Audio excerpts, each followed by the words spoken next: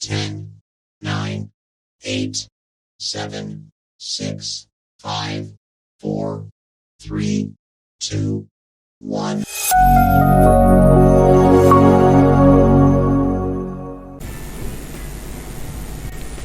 Selamat bertemu kembali, semoga semuanya dalam keadaan sehat dan tidak kekurangan satu apapun. Hari ini kita mempelajari Windows Accessories. Windows Accessories adalah program pelengkap yang disediakan oleh sistem operasi Windows untuk memperlancar pekerjaan kita. Windows Accessories ini terdiri dari yang pertama adalah karakter map. Ini aplikasinya, kemudian kita open.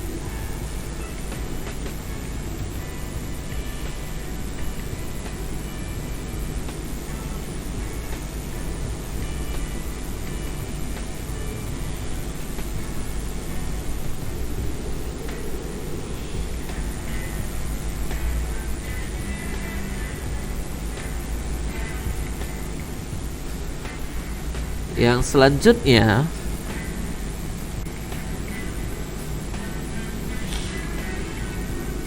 saya akan membuka Notepad. Notepad ini juga Windows Accessories.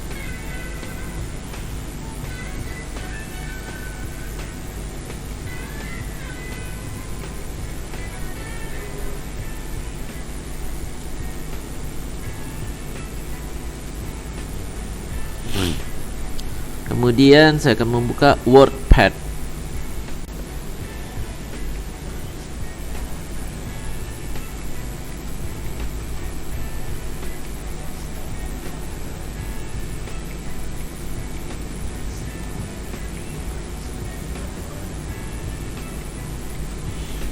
Nah, jadi di sini sudah ada 3 Windows Accessories yang terbuka. Yang pertama karakter map. Karakter map ini digunakan untuk mengcopy karakter-karakter dari setiap font yang terinstall di dalam sistem operasi Windows. Jadi fontnya ini bisa dibuka. Inilah font yang terinstall di dalam sistem operasi Windows ya. Misalkan saya pilih Calibri, kemudian saya akan mengcopy karakter ini. Jadi diklik dulu karakternya, kemudian select. Setelah select, copy. Nah, setelah mengcopy, sekarang saya akan menampilkannya di aplikasi WordPad.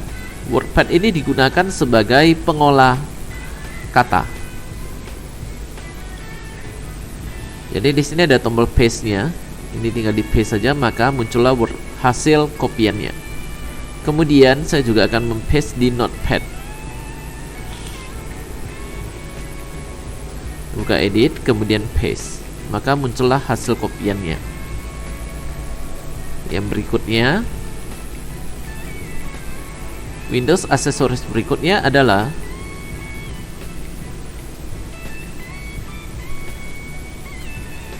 Paint.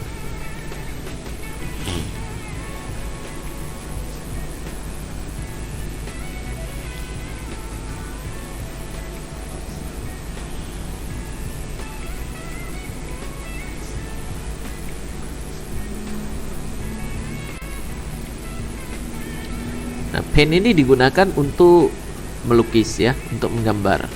Sebagai contoh ya, saya akan gunakan gambar segi 4 ini. Nah, ini udah saya gambarkan, kemudian saya bisa berikan warna.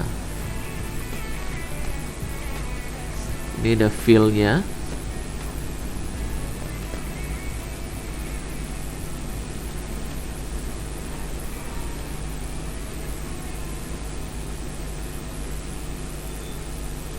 Seperti ini.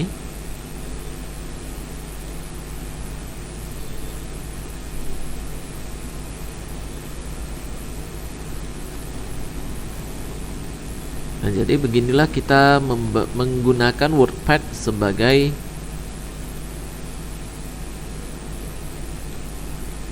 tampilan gambarnya. Nah, seperti ini ya. Jadi sudah ada warnanya. Warna garis garis segi empatnya sudah muncul dan warna di dalam segi empatnya juga sudah ada. Kemudian saya closekan.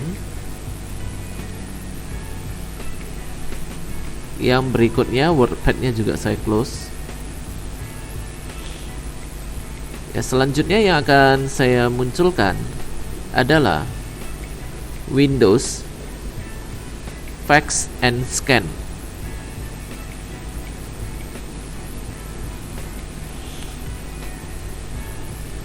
Ya, jadi fax and scan ini digunakan untuk mengirim dan menerima fax serta melakukan scanning terhadap dokumen dan gambar.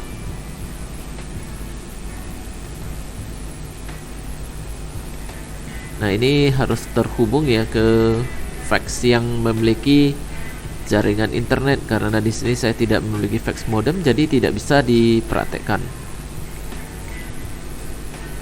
Jadi ini saya closekan.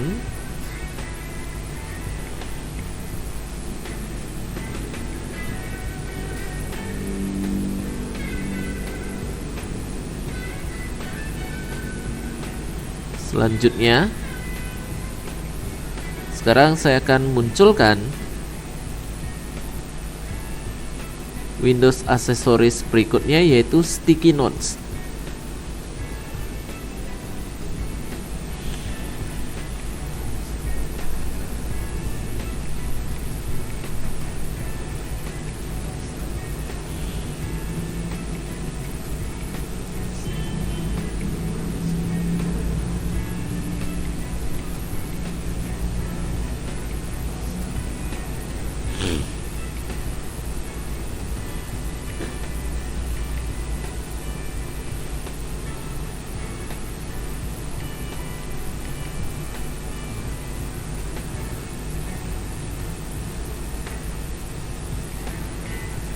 Nah, sekarang di sini saya bisa ketikkan catatan singkat ya, misalkan jam 3 sore rapat.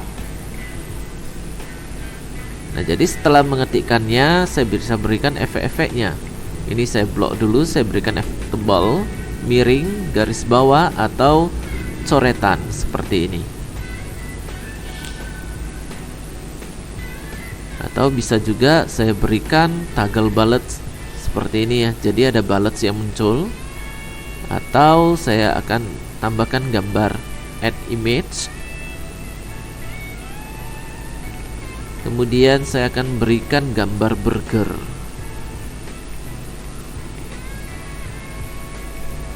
Nah, jadi gambarnya udah muncul.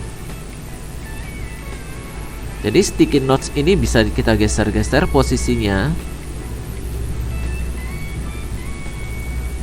Kegunaannya yaitu untuk mengetikkan catatan singkat di desktop. Kemudian kalau untuk menambahkannya ini tanda tambah, bisa ditambah. Misalkan saya ketikkan jam 5 ke supermarket.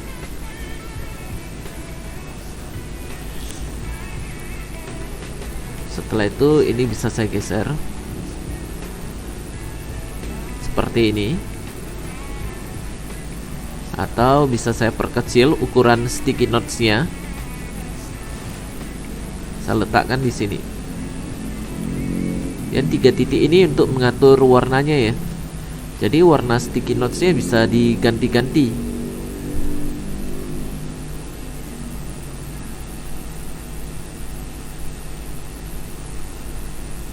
Untuk menghapus sticky notes-nya tinggal kita tekan aja close note, kemudian got it begini.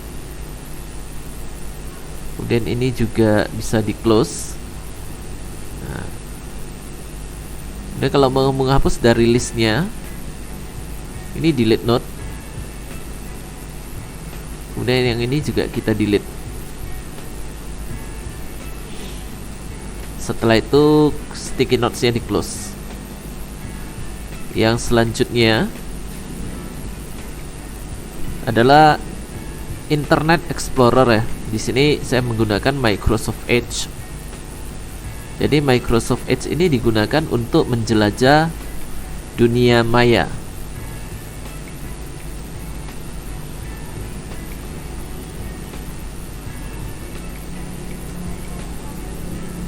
Jadi sebagai contoh ya, saya akan saya akan browsing, saya akan mencari dengan kata COVID-19 seperti ini. Yang berikutnya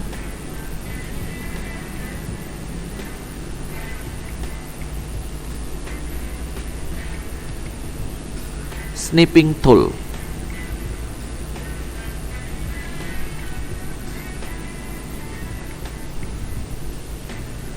Nah, ini dia aplikasi snipping tool. Snipping tool ini digunakan untuk melakukan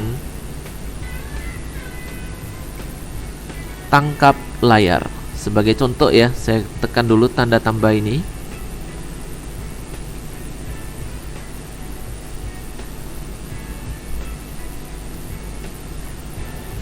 Nah, sekarang yang mau saya tangkap hanya bagian ini saja. Jadi ini dikurung seperti ini,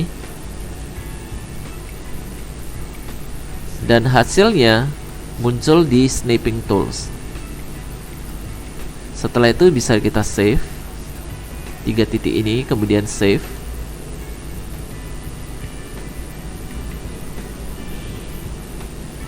Kemudian tinggal kita cari tempat meletakkan save-nya ya. Misalkan saya buka di salah satu folder ya. Ini nama file name-nya bisa diubah. Saya berikan namanya test. Kemudian di save. Jadi yang di save itu ada di folder yang saya gunakan tadi. Ini dia. Selanjutnya, remote desktop connection.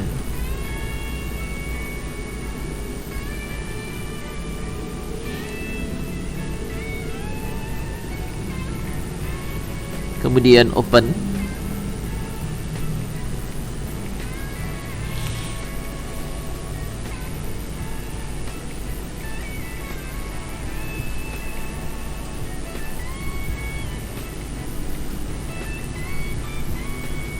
Nah, remote desktop connection untuk mengontrol komputer lain yang terhubung dengan komputer kita. Jadi di sini harus kita ketikkan nama komputer yang mau kita kontrol atau kita kendalikan. Yang berikutnya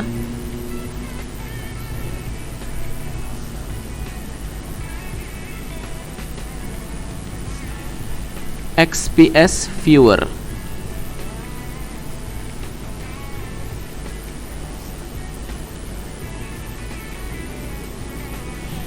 Nah, XPS Viewer ini digunakan untuk membaca file XPS. Ya, selanjutnya Steps Recorder.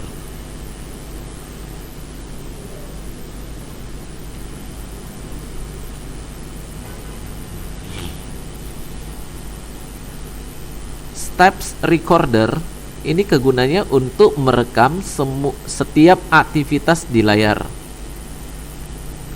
Nah, sekarang saya start dulu.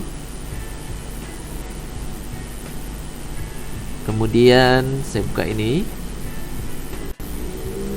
Setelah itu begini. Nah, kemudian saya stop.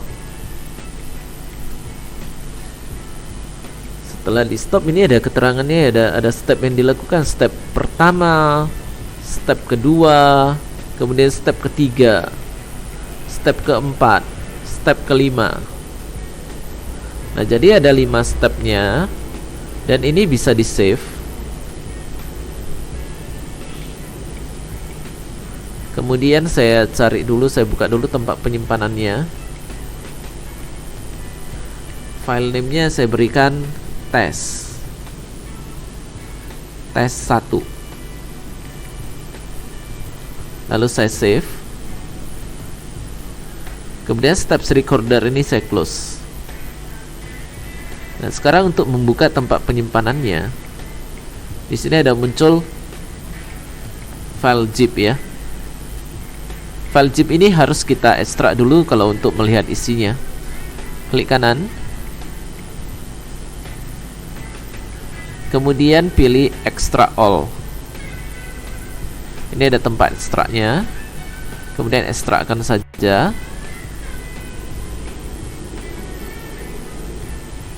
Setelah diekstrak maka ini udah terbuka. Ini isinya. Jadi tadi seperti ini ya. Ini filenya diekstrak, muncullah folder test 1, dibuka. Kemudian ini isi dari recordingnya, di double klik saja.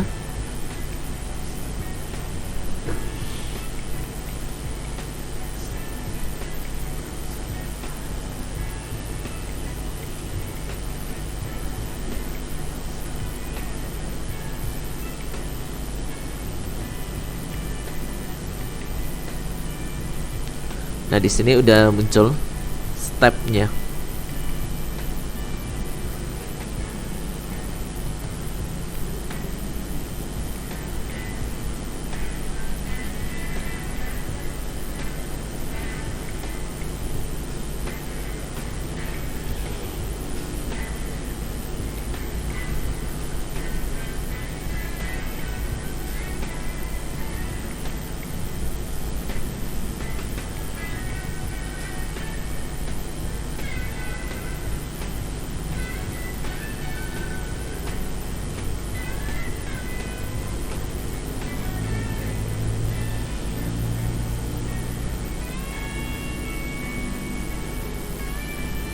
Yang selanjutnya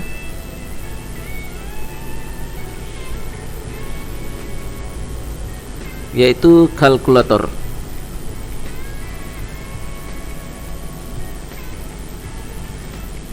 Jadi ini diketikkan dulu kalkulator.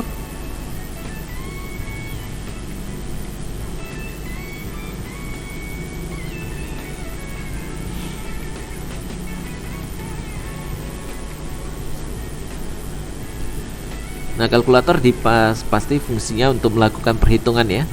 Jenis-jenis kalkulator tinggal kita buka aja ini. 3 garis ini, open navigation.